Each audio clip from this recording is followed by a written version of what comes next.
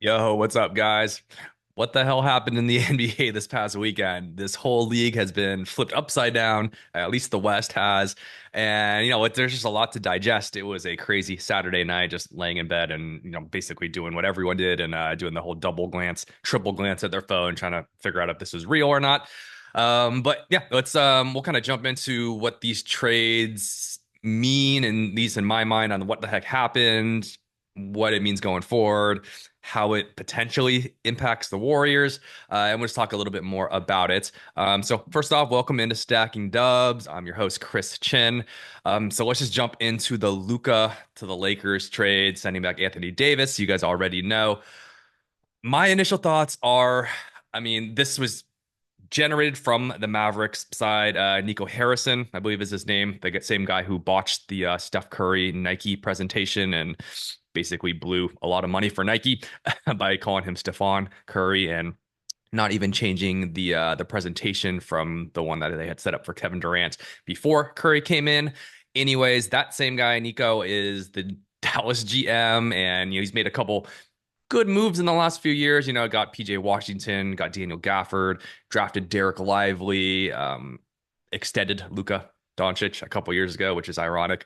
So I don't know. Maybe he's just feeling like, hey, we got to the finals last year. I know what I'm doing. I've been, making these kind of, I guess, subtle moves, and everything's kind of panned out. So maybe I am, cooking with fire.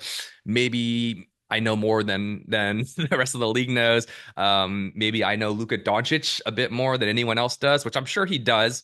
I'm sure there are some character flaws. I mean, I see it. A lot of you see it in this the nonverbal kind of behavior, antics of Luka, at least on the court, just always complaining, just kind of pouting. A lot of just interesting vibes from Luka, but you overlook it because he's Luka Doncic. He's 25. He led the Mavericks to the NBA Finals last year. He is potentially, one of the generational superstars that is still just entering his prime. He has some weight issues that, it didn't keep them out of the finals last year. And whatever it is, as he's rehabbing from his calf injury, maybe they're just not seeing the right amount of commitment to his physical therapy, just not the right kind of leadership in the locker room. And there's a lot to assume that they didn't like about Luka. Maybe he just got in a huge argument, and Harrison went on tilt and said, "Dude, I'm gonna Billy Bean you, and you're out of here. I will not tolerate you, and I don't care who you are. This attitude, this leadership is just not what the Mavericks need." Um, and I'm just playing, I'm just hypothesizing here. And then also he probably said, "Hey, we need better defense because Luka won't play defense. He never has. I want to show that defense wins championships. I want to go get arguably the best defensive player in the league other than Wembanyama in Anthony Davis. And so this is the move I want to make. It's not going to be popular, but hey, I know what I'm doing. Look at the moves I've made. And wouldn't this just be a legendary move if it works out in his favor?"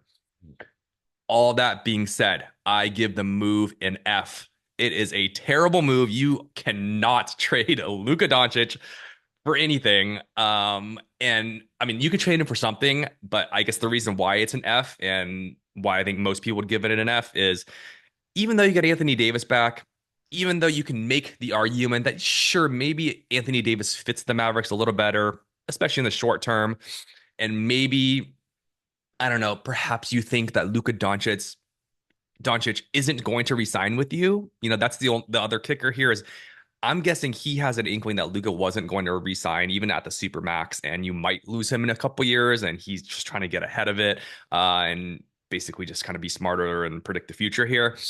Even if you think all those things, you still sold him overnight without much conversations with any other teams that we've heard. It was just the Lakers, not much of a negotiation. The Lakers still had another first round pick in their pockets that I'm sure they would have given up in a heartbeat. You didn't make an announcement to the rest of the league that, hey, we are listening to for offers for Luka Doncic. Give us your best bids. And I would have to think that they would get something better of an offer. Maybe not better of a player than Anthony Davis, but better than just one first round pick. I'm not sure the protections on it, but my point is you could have gotten a lot more if you played hardball, did a little negotiating, and didn't just throw a temper tantrum and try to cut your perennial all NBA maybe best player in the NBA, maybe the greatest of all time. Who knows? Maybe Luka Doncic decides, hey, when I'm 26 years old, 27 years old, I will mature like most mid 20-year-old kids do. I will commit to being in better shape. I will be a better leader, be more mature, take care of my body. And if I get more athletic, I already know I'm basically the best and most skilled player in the NBA. And he becomes what we all think Luka Doncic may become.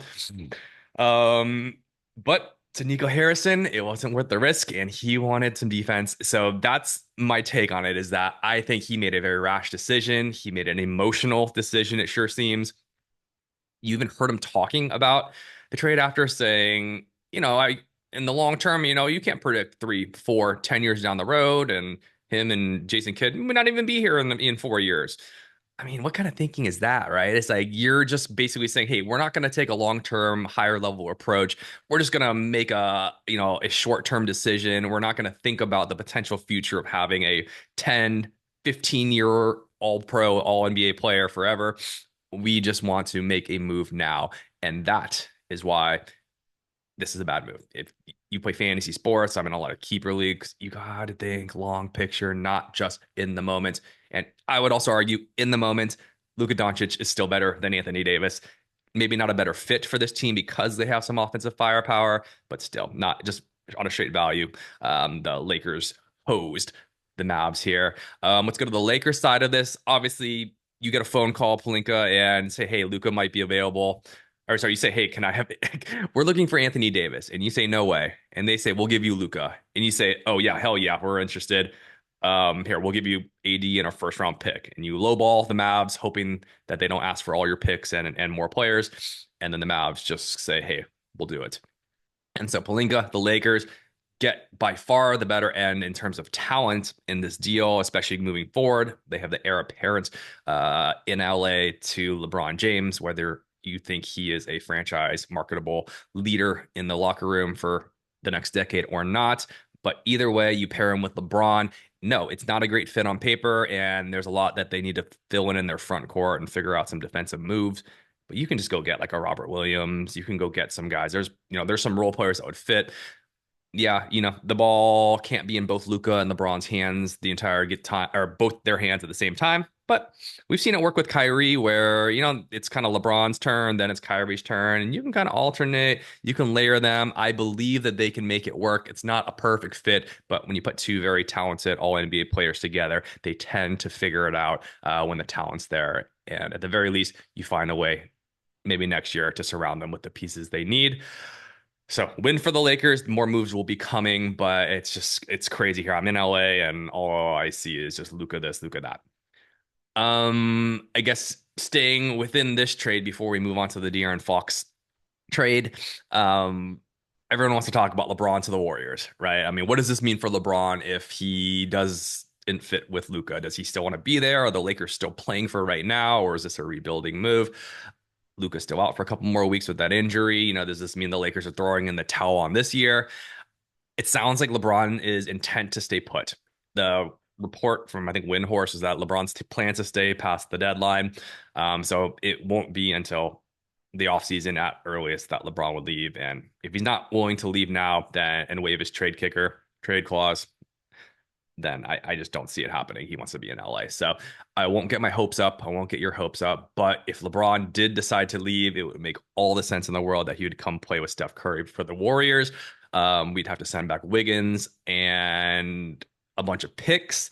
If we had to send back Wiggins and Kuminga, it does not sound like the Warriors wanted to do that last year, or at least from Draymond Green's podcast. He does not want to give up Kuminga even for LeBron James straight, it sounded like.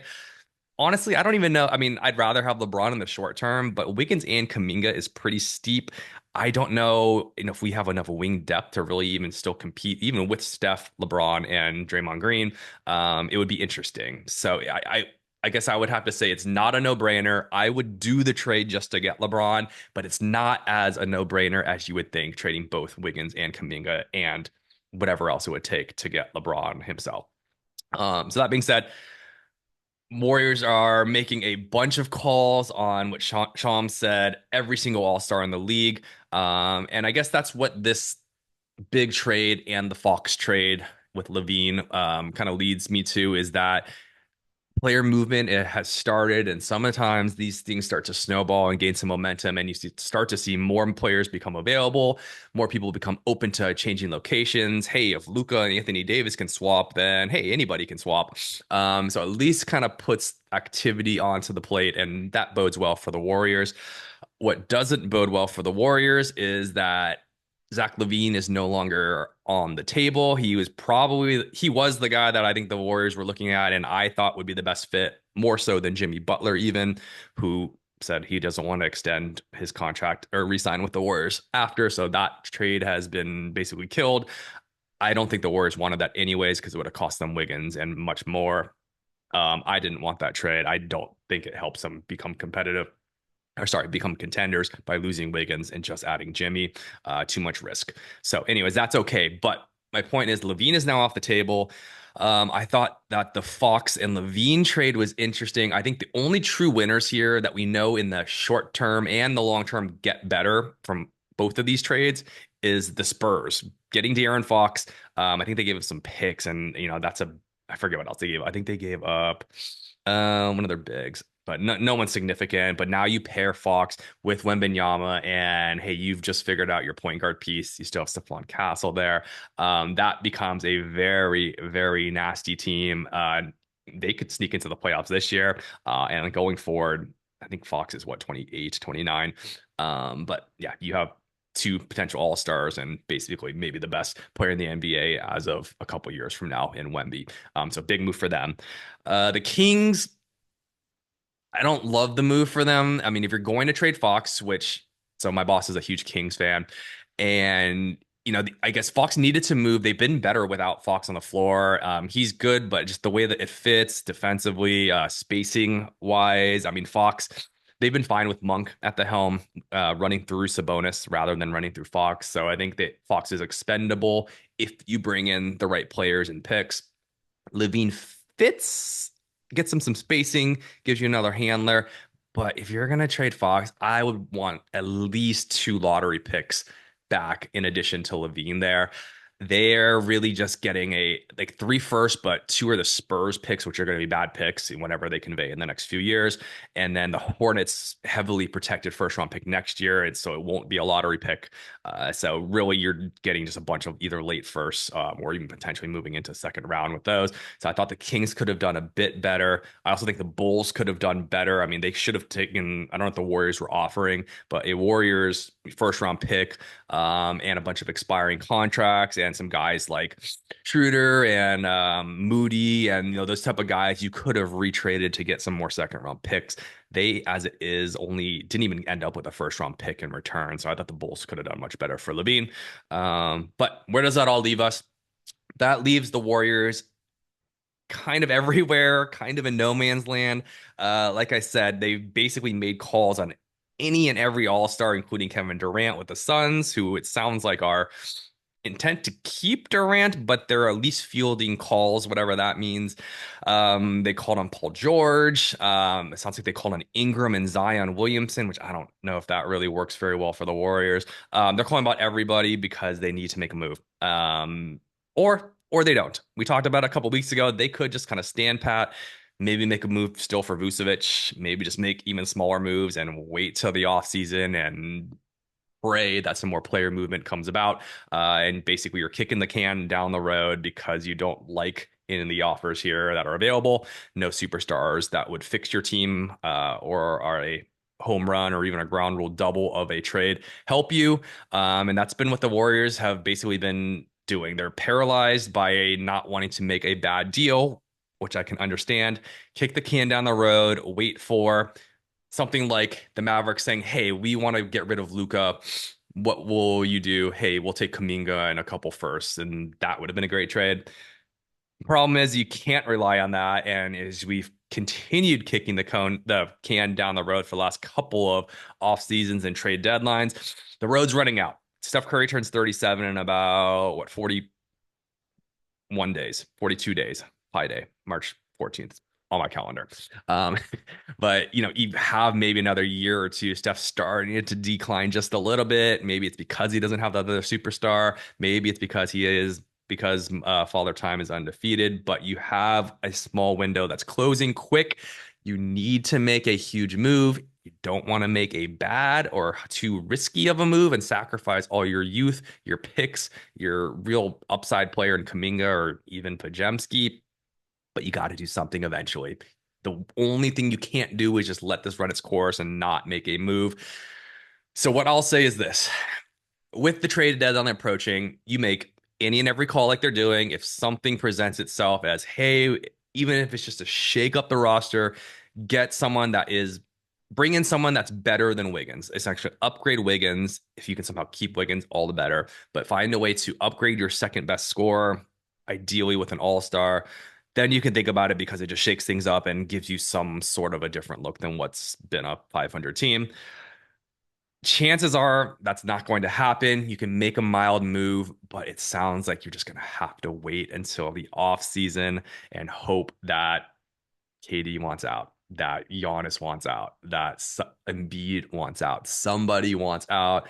You have a little bit more moves you can make in the off season, and then the absolute just deadline and just it's either crap or get off the pot time is by next year's trade deadline. You can still in theory wait past this trade deadline, work on trades in the off season, nothing comes to fruition, you see ride out the first half of the season, and then you're right back to where you are a year later from now. And that is basically whatever you want to call it, the end point, Armageddon. Something has to be done. You have to cash in your chips then, or you're in poker terms going to get blinded to death, and you have to go all in with just whatever hand you're dealt at that point, no matter what it is. So that's the patient approach. I don't think we can even be that patient, but again, you can get an all-star. If you can get an all-star now, I think you pull the trigger. And if you can somehow not give up Kaminga and or Wiggins, then it's a no-brainer. Anyways, yeah, that's my point, guys. It's good that there's some player movement, but it's bad because nobody seems to want to come to the Warriors. But hey, anything can change overnight when you're about to go to sleep. And there's a general manager on tilt who I'd have to assume just left having a huge fight or conversation with Luka and just had a few drinks and said, "Screw it, I'm getting rid of this loser on my team," and gifted the Lakers their next generational player, and they can be the Showtime Lakers again for the next decade or two. It'll happen for us, guys. For getting Kevin Durant and Giannis and LeBron. Anyways, all right, guys. Enjoy the trade deadline. Next time we talk, we'll see. We have a game tonight against the Magic. Should be a good one. Could really use a win to start get to winning these 500 games. You got to find a way to give Steph a little bit of rest and not have to win every game down the stretch just to get into the play-in. That's the ultimate goal here. So I got to win these games, especially at home. All right. I have a feeling we'll be talking soon enough as the trade deadline comes and passes, and hopefully you'll see me with a smile next time. Thanks for tuning in. Don't forget, like, subscribe, and I am Chinn, and until next time, peace, love, and stacking dubs.